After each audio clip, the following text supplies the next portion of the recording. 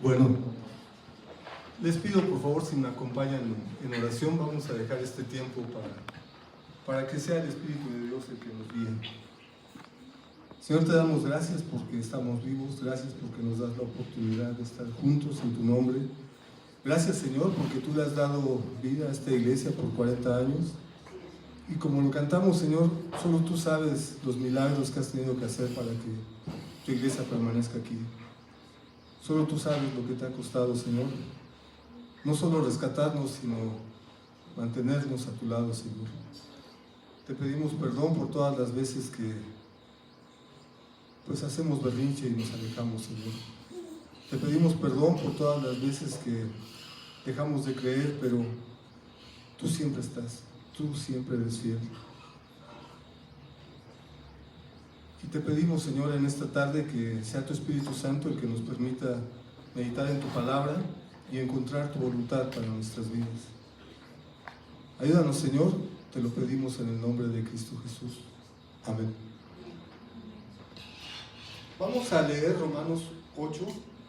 Estamos haciendo una secuencia, lo comento en general, sobre Romanos 8 porque estamos hablando de la vida espiritual. El tema que hemos tenido aquí en la iglesia ya de algún tiempo es la vida espiritual, cómo se vive en el espíritu. Hemos encontrado cosas muy interesantes conforme a la palabra. Vivir en el espíritu es pensar en las cosas de Dios. Vivir en el espíritu es hacer las cosas de Dios. Vivir en el espíritu es amar y perdonar a las personas. Y eso nos da fundamento en cuanto a que vivir en el espíritu no significan cosas sobrenaturales. Lo sobrenatural es la acción de Dios en nosotros, cómo nos está transformando. Y hoy vamos a leer dos versículos, Romanos 8, 26 y 27. Están ahí en pantalla, pero los voy a leer de esta versión de Biblia. Romanos 8, 26 y 27. Y de igual manera también el Espíritu nos ayuda en nuestra debilidad, porque ¿cómo hemos de pedir como conviene? No lo sabemos, pero el Espíritu mismo intercede por nosotros con gemidos indecibles.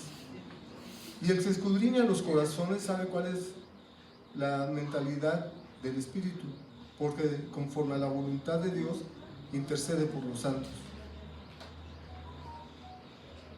Aquí estos dos versículos representan una de las condiciones de la vida espiritual tal vez más complicadas. Dice que no sabemos qué pedir. Eso dice, no sabemos qué pedir, no sabemos cómo orar. Y el Espíritu tiene que hablar por nosotros porque nosotros no sabemos qué pedir. Pero tenemos el Espíritu. El Espíritu Santo nos está guiando. Muchas veces cuando vamos a hablar, le pedimos a Dios que sea su Espíritu Santo el que hable. Y cuando le vamos a hablar a alguien y a predicar el Evangelio, dejamos que el Espíritu hable. Pero cuando vamos a orar, no tan fácilmente dejamos que el Espíritu hable. Porque habla nuestro corazón, porque habla nuestra mente, porque habla nuestras preocupaciones, porque habla nuestra situación. Por eso es que no sabemos qué pedir. La que sigue, por favor. Enséñame a hacer tu voluntad. Ese cuadro negro hay que quitarlo, por favor. Salmo 143, 10. Sí, bórralo. Ese debió haber entrado después, pero falló ahí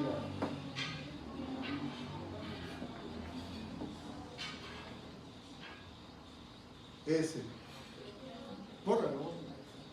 También eso. Sí. Ahora sí ya.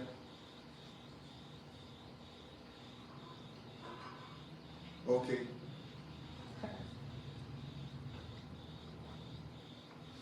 ¿Cómo y qué pedir a Dios? Ese es el tema que vamos a analizar. Viviendo en el Espíritu, ¿cómo pedir a Dios y qué pedir a Dios? Depende de cuál es la realidad espiritual que estoy viviendo. Hay una realidad espiritual y una realidad tangible, carnal. Hace muchos años tuve un debate con un amigo. Estábamos en una cafetería platicando, ¿no? Y él estaba sentado de forma que veía hacia la calle, pero yo estaba sentado dando la espalda a la calle, viéndolo a él. Y hablábamos de la realidad.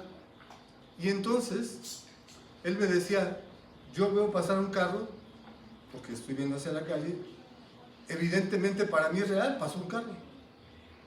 Tú estabas de espaldas, tú no lo viste. Tendrías que creerme si yo digo que pasó un carro, porque tú no lo viste. Para ti no es real, lo real es lo que yo te diga. En la realidad de la vida muchas veces pasa esto, real es lo que percibimos y lo que no percibimos pues estará en función de a ver quién nos lo dice, ¿no? Si es una persona de confianza, pues igual le creemos, pero si ya sabemos que la persona es medio trácala, pues igual y no le creemos tanto, ¿no? Los niños, ¿qué pasa con eso, no? Los niños pues, le creen a sus papás. Si sus papás le dicen, no le abras la puerta, ¿qué hacen los niños? ¿Le abren la puerta al primero que toca? Pues esperamos que no, ¿verdad? Apenas se acaba de pasar por aquí un asalto en la 61, ¿no? Que se metieron en una casa así, y eran los de la basura. Y la señora que entró los vio, pero tal vez no estaba tan segura de cuál era la intención, ¿no? Si ella hubiera sabido que querían robar, pues igual no se mete a su casa, ¿no? Ni se para. La percepción que tenemos de la realidad depende de lo que alcanzamos a escuchar, a ver, todo eso. Pero espiritualmente es lo mismo.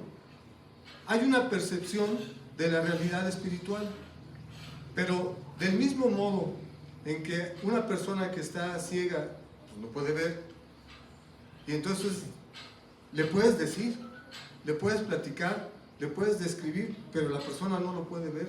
Una persona que está sorda pues no puede escuchar, a lo mejor se lo escribes para que sepa el mensaje, pero no va a escuchar. Espiritualmente, si no tenemos una percepción espiritual, lo que está pasando no va a ser real para nosotros. No vamos a tener idea de lo que está pasando porque no tenemos percepción espiritual. La vida en el espíritu es tener percepción espiritual, es percibir las cosas que están pasando. El ejemplo bíblico tal vez más claro es cuando está el profeta con su sirviente y el sirviente está bien angustiado porque viene un ejército y el profeta le dice, ¿cuál era el profeta? A ver, Eliseo. Y le dice, mira, y le pide a Dios en oración que le abra los ojos, le abre los ojos y él puede ver un super ejército de ángeles peleando de su lado. Pero mientras él no lo veía, estaba en crisis. Estaba asustado porque veía un ejército muy grande enfrente de él. La percepción espiritual va a definir cómo actuamos. ¿Cuál es la percepción espiritual de un inconverso? Aquí tenemos 7 versículos y les voy a pedir, hermanos, esto lo hacemos tradicionalmente, los voy a repartir para que nos ayuden algunos hermanos a leerlos, para que sea un poco más rápido, ¿no?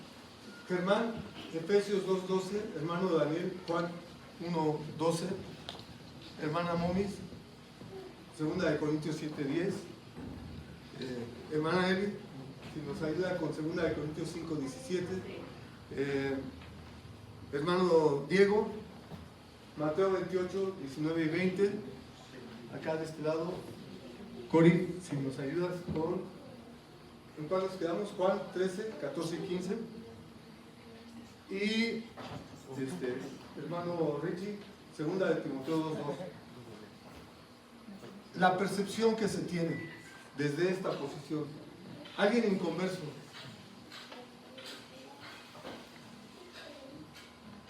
Efesios 2:12 dice, en aquel tiempo estaban sin Cristo, alejados de la ciudadanía de Israel y ajenos a los pactos de la promesa, sin esperanza y sin Dios en el mundo. Gracias. Cuando una persona es inconverso, está ajeno por completo a lo espiritual. Ajeno, ahí dice, ¿no? Totalmente ajeno. A mí me hablen de lo espiritual, eso no existe, porque no lo considera verdad.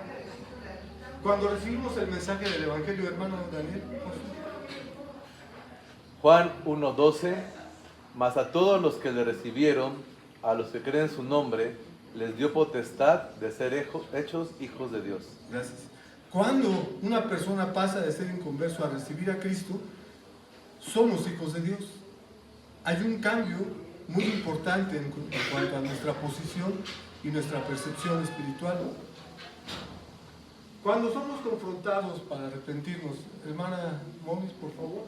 Sí, la palabra de Dios dice así, porque la tristeza que es según Dios produce arrepentimiento para salvación, de que no hay que arrepentirse, pero la tristeza del mundo produce muerte. Gracias. Hace la comparación. Cuando estamos tristes porque nos están pasando cosas feas, pues seguiremos tristes hasta que eso cambie, ¿no? Pero si estamos en el Espíritu, vamos a ser confrontados y va a haber una tristeza, pero esa tristeza nos va a llevar al arrepentimiento. Es muy diferente sentirme mal porque me está pasando algo a sentirme mal y decirle a Dios, perdóname. La que sigue, nuevo nacimiento. Sí, segunda de Corintios 5:17 dice que de modo que si alguno está en Cristo, nueva criatura es. Las cosas viejas pasaron, he aquí, todas son hechas nuevas. Todo es hecho nuevo. Cuando una persona acepta a Cristo, la persona empieza a ser transformada por el Señor, a ser cambiada. La percepción de lo que está pasando va a ser totalmente otra, porque ahora es una nueva criatura. Bautizados y discipulados, Mateo 28, 19, 20.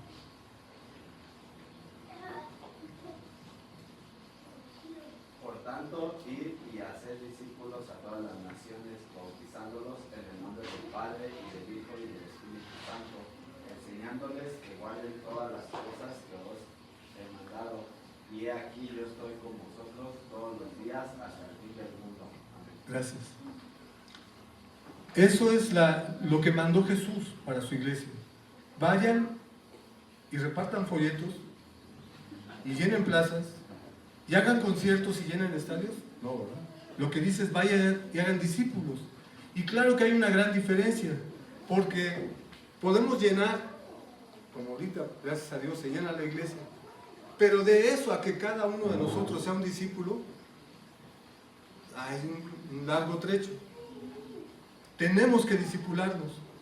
La vida en el Espíritu implica bautizarnos, sumergirnos en la vida cristiana, pero también discipularnos. La vida de servicio, Juan 13, 14 y 15, por favor. Pues si yo, el Señor y Maestro, les he lavado los pies, también ustedes deben lavarse los pies los unos a los otros. Les he puesto el ejemplo para que hagan lo mismo que yo he hecho con ustedes.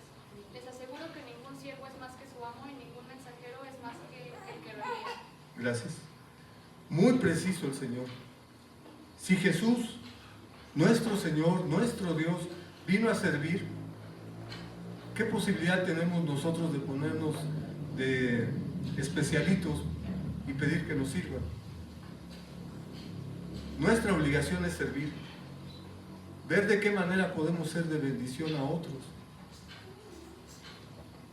Discipular a otros, 2 de Timoteo 2:2, por favor. Lo que has oído de mí ante muchos testigos, esto encarga a hombres fieles que sean idóneos para enseñar también a otros. Gracias. Hay un mandato especial de esto que has aprendido, se lo tienes que enseñar a hombres fieles que lo enseñen a otros. ¿Cómo podría yo saber quién es fiel y quién no? Pues necesito tener una relación con la persona, necesito saber quién es esa persona, si le puedo encargar que haga algo o no.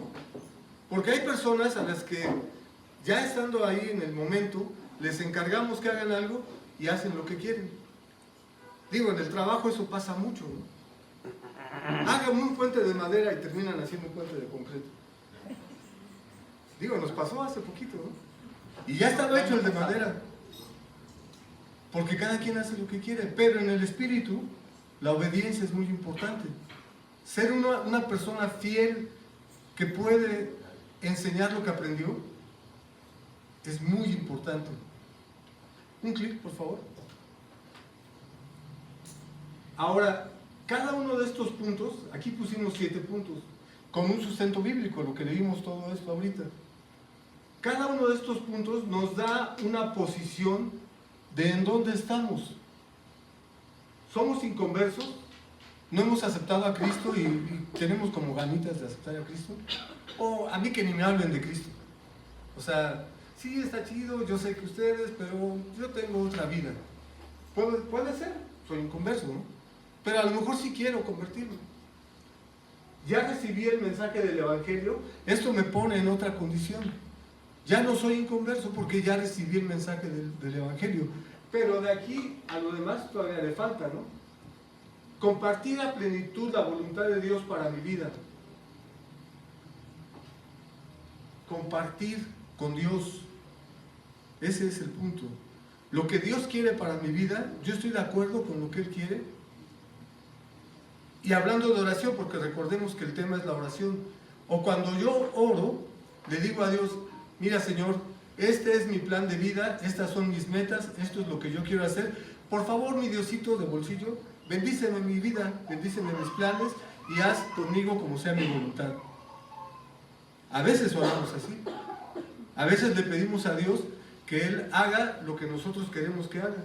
Y se nos olvida que Él es el Señor, el Dios Todopoderoso, el que puede hacer todo y que nosotros tenemos que estar sometidos a su voluntad. Pero aún someternos a su voluntad es diferente a aceptarla y aceptarla con gozo. Cuando le digo a alguno de mis hijos, ¿te tocan los trastes? Pues sí los lavo, ahorita. Digo, me suena así como, ahorita los lavo. Y ya pasó una hora, no que los, sí, ya ahorita los lavo. Nomás termino mi carrera y ya los lavo. O sea, a veces nos pasa eso con Dios. Nos pide cosas y nosotros le decimos a Dios, ahorita, ya casi voy, ya casi empiezo a ir. Anhelar con todo el corazón lo que Dios quiere para mí. Por eso estos eran los 2 versículos que borramos, porque ahí me falló la programación. Mateo 26, 39, cuando Jesús dice, no sea como yo quiero, sino como tú. Jesús mismo se somete a la voluntad de su Padre y dice, sea lo que tú quieres, no lo que yo quiero. Eso es vida espiritual, hermanos. Esa es la verdadera vida espiritual. Cuando somos capaces de decirle a Dios, mira Dios, tú sabes que yo quisiera hacer todo esto, pero estoy dispuesto a dejarlo para hacer lo que tú quieres que haga. Salmo 143, 10, enséñame a hacer tu voluntad, dice ese salmo. Ahí lo pueden revisar, ya lo borramos. Pero lo pueden revisar, enséñame a hacer tu voluntad. No sea lo que yo quiero, sino tú. A eso tenemos que llegar. La que sigue, por favor.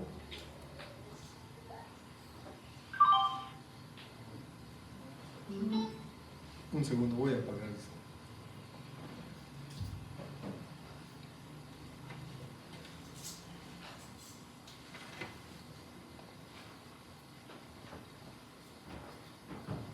Jesús dijo, yo soy el camino, la verdad y la vida.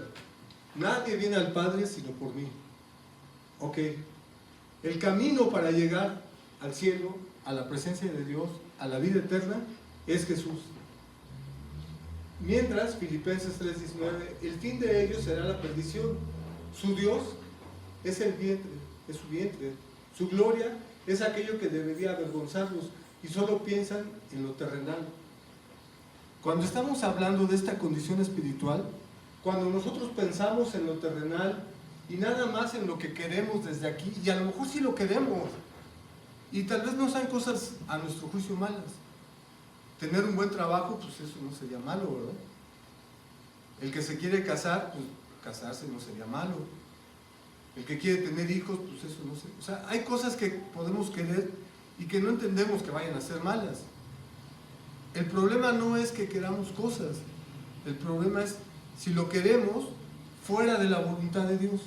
sin estar consultando a Dios, poniendo en sus manos lo que queremos, para que Él nos diga cuándo, cómo, de qué manera se va a obtener eso que Él podría tener en su plan.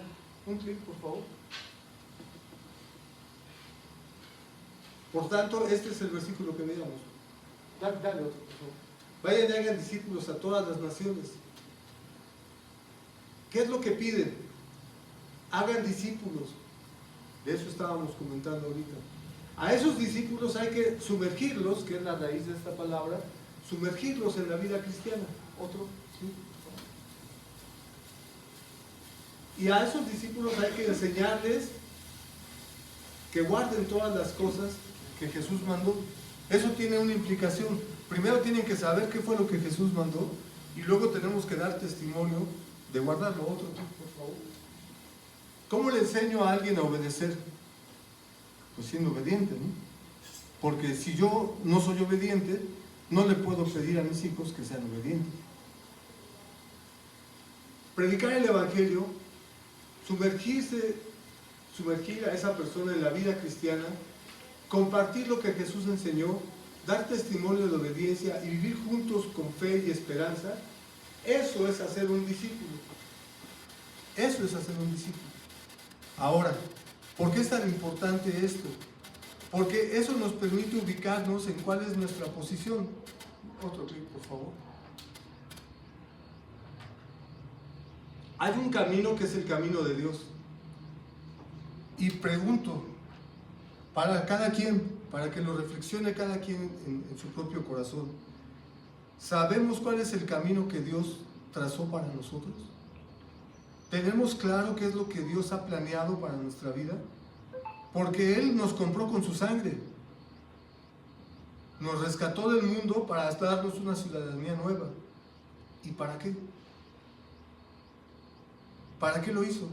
Lo hizo así nomás porque sí. Porque dijo, pues este cuate es chido, me gusta, lo voy a comprar. O nos compró porque quiere que hagamos algo. Y tiene planeado un servicio, una vida de servicio. No nada más una cosita que vamos a hacer, una vida de servicio. ¿Y cuál es mi camino? ¿Cuál es mi camino? ¿Yo voy para donde va Dios? Eso normalmente no es así.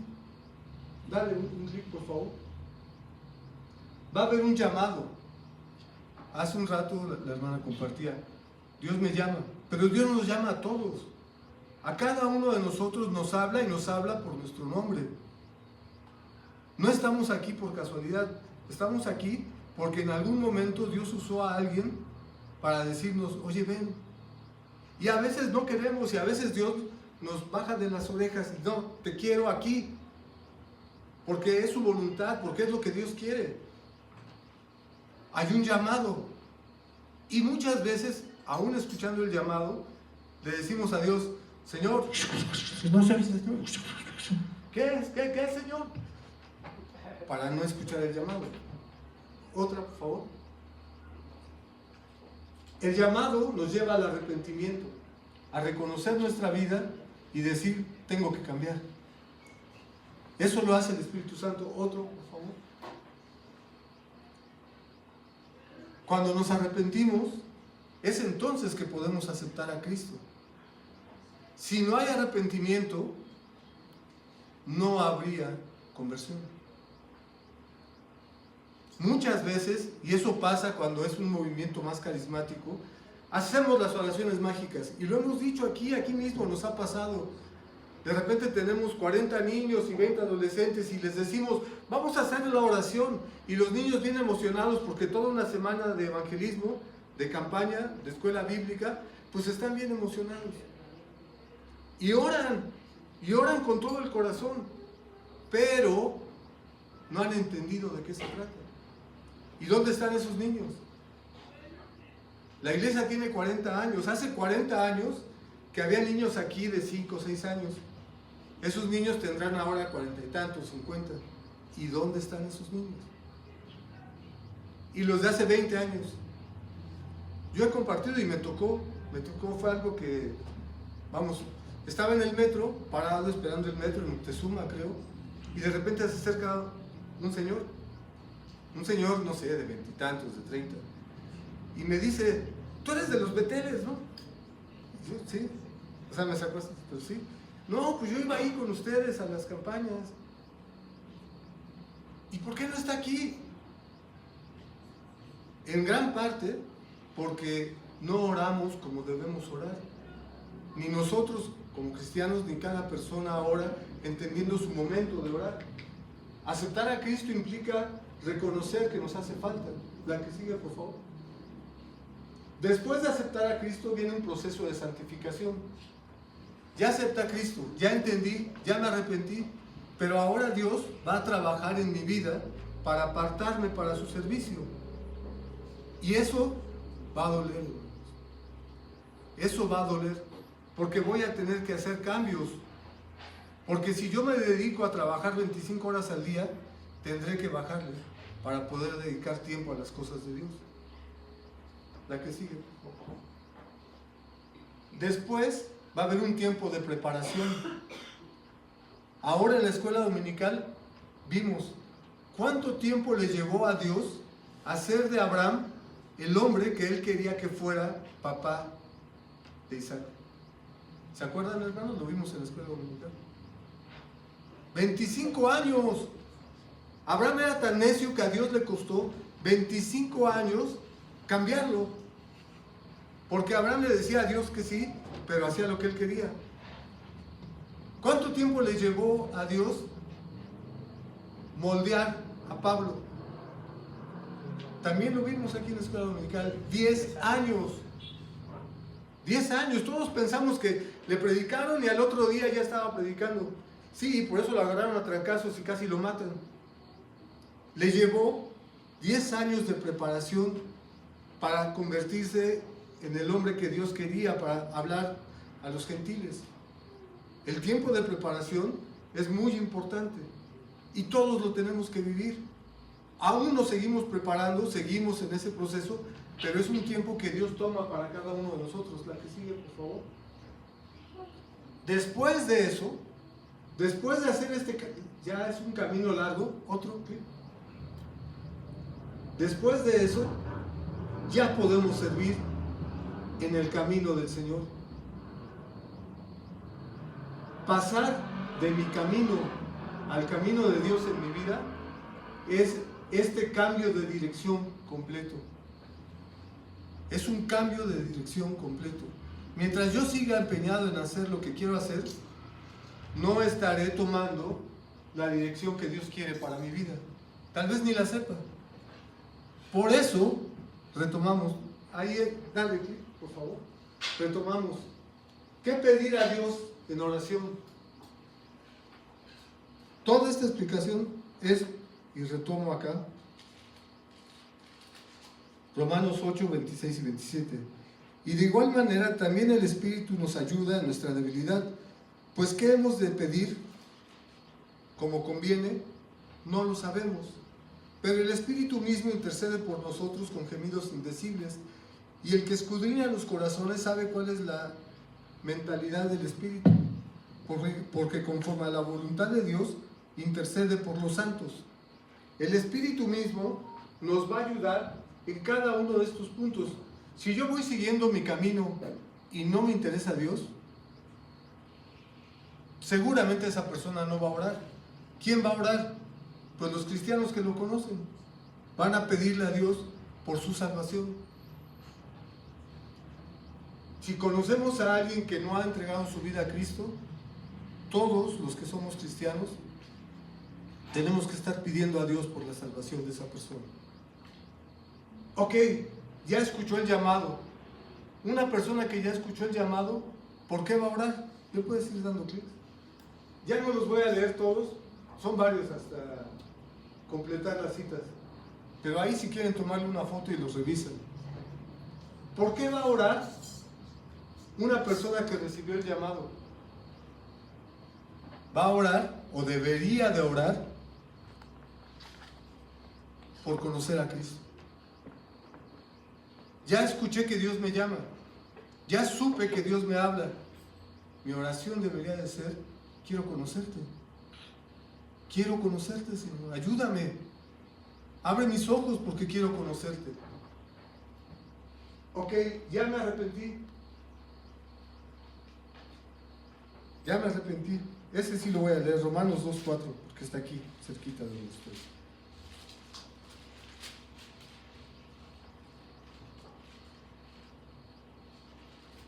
Menosprecias la riqueza de su benignidad, paciencia y longanimidad, ignorando que su benignidad te guía al arrepentimiento. Ese versículo es fuertísimo. Nos está diciendo, ok, ya escuchaste que Dios te habla, ya escuchaste tu nombre y ya sabes que Dios te está llamando a que estés con Él. ¿Vas a menospreciar las riquezas de su amor? ¿Vas a menospreciar su sacrificio? ¿Vas a menospreciar? Cada uno de nosotros vamos a menospreciar lo que Él está haciendo por nosotros, porque Él nos está pidiendo que nos arrepintamos. Ok, ya me arrepentí, ya acepté a Cristo, quiero que Él sea mi Señor y mi Salvador. Entonces entro en el proceso de santificación. ¿Y cuál tendría que ser mi oración cuando estoy en el proceso de santificación? Señor, quítame de hacer lo malo. Cambia mi mente, Señor, para que no esté pensando en las cosas que quiero, sino en lo que tú quieres. Pero ¿quién de nosotros le pide eso a Dios? De corazón. O sea, una cosa es que en la iglesia, no, Señor, por favor. Y otra cosa es que de corazón, en nuestra casa, en nuestro cuarto a solas, le digamos a Dios, Señor, cambia mi mente, cambia mi corazón. Ya no quiero estar pensando en lo que pienso y quiero pensar en lo que tú piensas. Eso es vida espiritual, pero ese es un proceso y aquí tenemos que orar. Y como no sabemos, ahí es donde aplica, como no sabemos, el Espíritu Santo ora por nosotros y le pide a Dios por nosotros, porque nosotros mismos ni siquiera comprendemos lo que tenemos que pedir.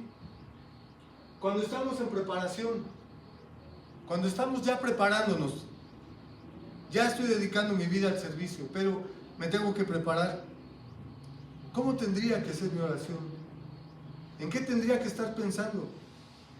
¿Cómo podría yo estar orando para que esa oración tenga sentido?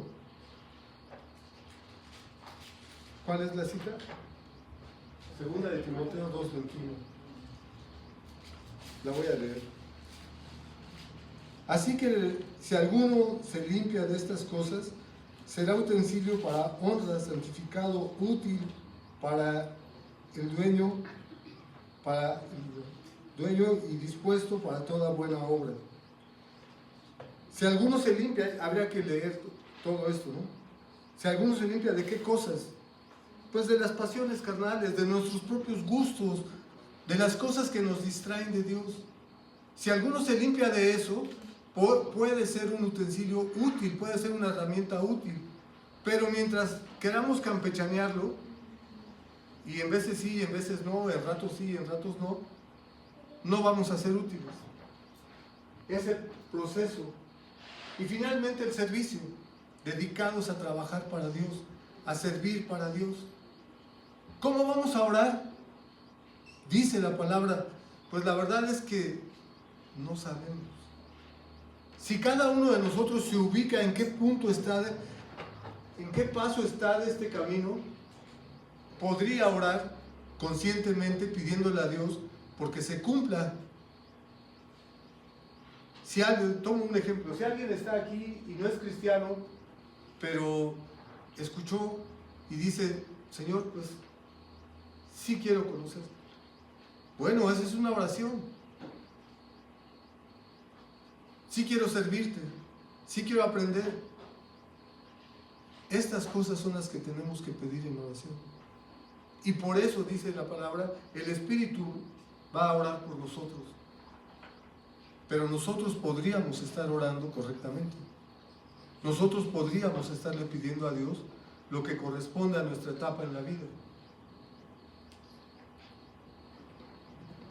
Vamos a orar.